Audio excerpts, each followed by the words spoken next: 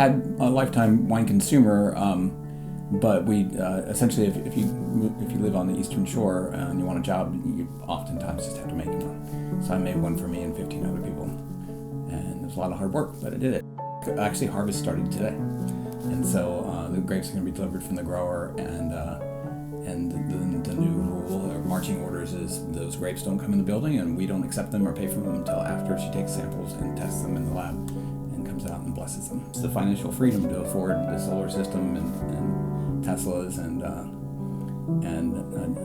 hired really great people, and they do a great job, and I empower them to and trust them to, and they often exceed my expectations, so I enjoy a decent amount of freedom.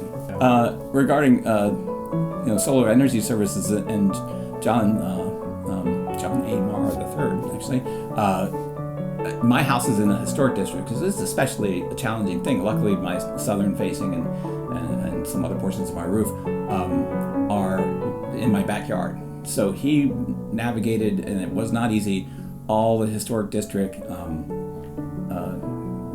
trails, just issues, and go to the meetings and all that to get this project approved. And it's really an amazing thing. My electric bill, which is at this point is the loan payment, is less than my former electric bill was. 1. 2, there's a horizon on it when that will become nothing.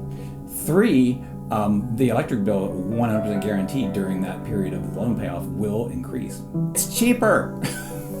People, it's less expensive.